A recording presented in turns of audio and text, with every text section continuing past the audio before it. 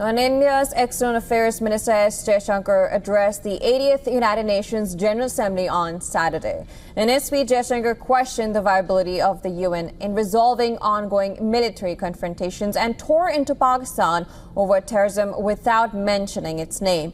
Jaishankar warned countries against turning a blind eye to support for terrorism from Pakistan and demanded a much deeper global cooperation against terrorism. Asserting our rights, we must also firmly face up to threats. Countering terrorism is a particular priority because it synthesizes bigotry, violence, intolerance, and fear. India has confronted this challenge since independence, having a neighbor that is an epicenter of global terrorism. Relentless pressure must be applied on the entire terrorism ecosystem. Those who condone nations that sponsor terror will find that it comes back to bite them. The External Affairs Minister also mentioned Operation Sindoor, saying that India exercised its right to defend its people.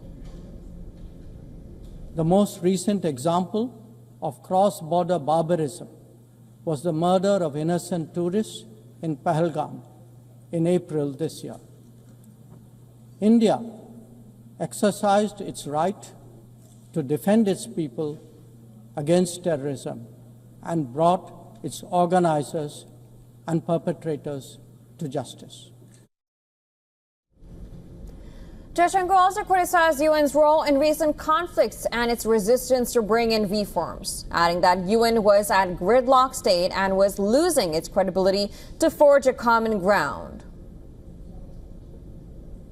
An objective report card will show that the UN is in a state of crisis. When peace is under threat from conflicts, when development is derailed by lack of resources, when human rights are violated by terrorism, the UN remains gridlocked. The minister called for an end to hostilities in Ukraine and Gaza and extended its support to any initiative that helps restore peace. He added that nations who can engage all sides must step up in a search for the solutions. In his speech, Jaishankar pointed out to the slow progress of SDG Agenda 2030 as well as climate action. He also hit out at wealthy countries for insulating themselves with energy and food, but also expressed confidence about India's rise to the global stage and voiced support for countries of the global south.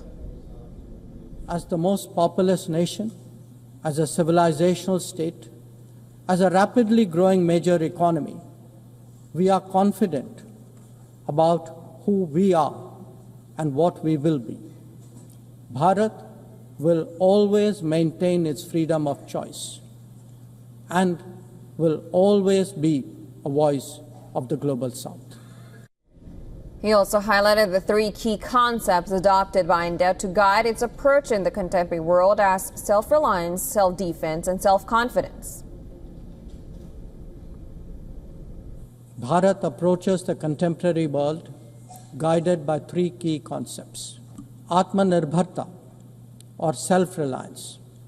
That means developing our own capabilities, building our own strengths, and nurturing our own talent.